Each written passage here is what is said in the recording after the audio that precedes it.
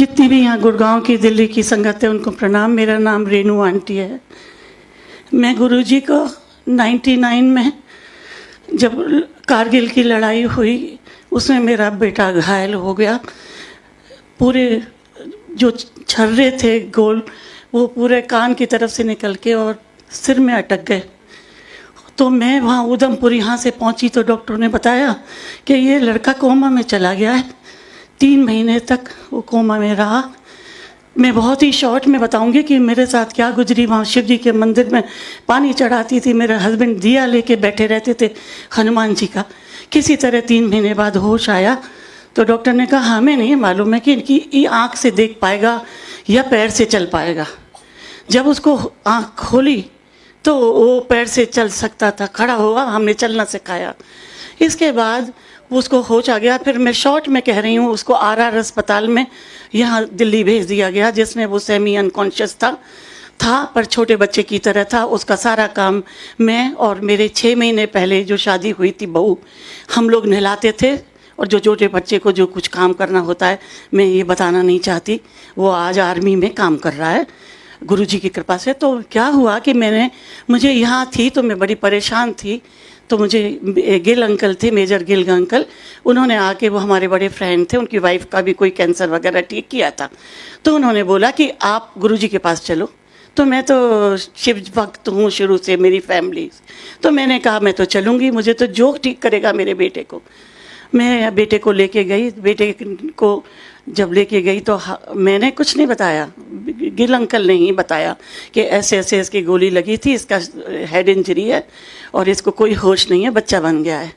तो इसके बाद मैंने गुरुजी के पैरों में, चरणों में पैर रख दिए, हाथ जोड़े। तो कहते बच्चे को ला। बच्चे को मैंने बोला गुरुजी से ले, तो उसको थोड़ी मालूम है कि हाथ ऐसे करते हैं। तो मैंने हाथ ऐसे करवाया, उन्होंने लड्डू दिया, इसको खिला दे। उसको खिला दिया। इसके बाद मैं बैठी रही, लंगर प्रसाद किया, बच्चे ने भी किया। फिर मैं आर्मी अस्पताल में उसको छोड़ना था तो गुरुजी ने कहा कल इसको मत लाना, तुम ऐसे ऐसे करके एक तांबे का बर्तन ले आना ढक्कन वाला और कल आ जाना। मैं दूसरे दिन गई और मैं तांबे का बर्तन वो ले गई गुरुजी के पास। मैंने कभी नहीं कहा कि गुरुजी क्या है, जो भी था गिल ने बताया कि ये बच्चा उठ नहीं पा रहा है, इसकी हालत बड़ी ख़राब है। इसके बाद देख सकता था, आँखों से चल सकता था, पर पकड़ पकड़ के चल। इसके बाद मैं गुरुजी के पास गई तो गुरुजी ने बताया, फूंक मारी और वो बर्तन मेरे को दे दिया। मेरी बहू को बोला कि इसको रोज़ मांज के रात को रखो, सारा रात भर दिन भर पानी पिएगा और ये ठीक होता जाएगा। मैं आती रही गुरुजी के थर्सडे पे एम्पायर स्टेट में बैठी रहती थी। मैंने कभी गुरुजी को नहीं ये बोला कि वो ठीक हो रहा है या नहीं है। एक दिन उन्होंने पूछा कि और बेटा दा की हाल है, तो मैंने कहा गुरुजी धीरे धीरे पानी से उसकी याददाश्त आ रही है। वो नहीं पहचानता था, हमको कुछ नहीं मालूम, ABCD ये सब कुछ। हमें ज़्यादा बताना नहीं चाहती क्योंकि बहुत लोगों को ऐसे पता चलेगा तो लोग कहेंगे आर्मी में कि क्या ये बात कह रही हैं, इसलिए ये संगत मैंने नहीं की थी। इसके बाद वो ठीक होते चले आ गया, सब कुछ पहचानने लगा, थोड़ा कुछ जहाँ बोलते थे ये क्या लिखा है पढ़ने लगा। वो मैं बस शॉर्ट में बता रही हूँ, ये भी एक सीक्रेट है। इसके बाद फिर मेरे को गुरुजी के पास गई तो गुरुजी ने मुझे कहा कि रेनू आंटी ये कार्ड ले और कर्नल को लेके आना, फैमिली को तेरे लिए है। हमने कहा गुरुजी का कोई संगत होगा, तो हम चले गए।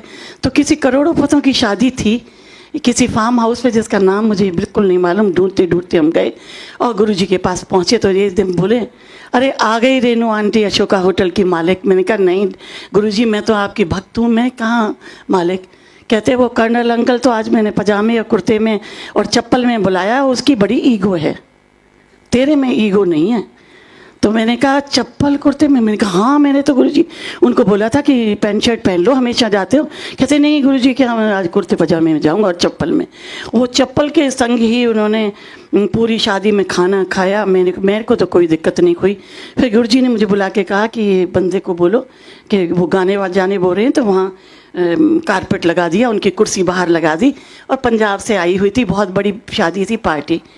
जैसे ही गुरुजी वहाँ बैठे, मैं तो लेफ्ट में जाके मैंने पैर पकड़ लिए मैंने कहा आज मैंने गुरुजी के पैर दबाने हैं। मुझे तो कुछ होश नहीं रहा, मैं पैर दबाती रही जब तक तो सॉफ्ट थे। थोड़ी देर में मैंने देखा कि मैं किसी पत्थर को दबा रही हूँ। तो गुरुजी ने मेरी तरफ देख के हंस के बोला कि क्यों रेणु आंटी थक गई? मैंने कहा नहीं तो गुरुजी मैं तो नहीं थकी। फिर थोड़ी देर में फिर सॉफ्ट हो गए और मैं दबाती रही। मैं थकी भी थी पर मैंने नहीं बोला गुरुजी को। थोड़ी देर में गुरुजी ने कहा की चांदी है तू? अच्छा, मैं पंजाबी जानती हूँ, मैं पढ़ी हूँ पर इतना वो नहीं है, बोल नहीं पाती। तो उन्होंने बोला कि की चांदी? मैंने कहा मैं तो गुरुजी ये चाहती हूँ कि बेटा ठीक हो रहा है। मेरा हस्बैंड नहीं चाहता, मेरा हस्बैंड भी आर्मी में है, मेरा दूसरा बेटा आया हुआ है वो भी आर्मी में है, मेरी बेटी के हस्बैंड भी एयरफोर्स में शॉर्ट चक्र हैं। तो मैं ये चाहती हूँ कि ये बिस्तर में ना लेटा रहे, मतलब ये ऐसा ना रहे कि किसी पे आश्रित रहे, ये नौकरी कर ले। थोड़ी देर चुप रहे, फिर कहने लगे जा तेरा कल्याण किता। मैंने कहा क्या गुरुजी? अरे कल्याण किता, बच्चा यूनिफॉर्म पहनेगा। मैंने कहा गुरुजी नवंबर 21 तारीख की बात थी शादी और दिसंबर था। मैं गुरुजी से सितंबर 99 से मिली थी जब से बच्चा आया था। इसके बाद गुरुजी ने कहा तू जा यूनिफॉर्म पहनेगा।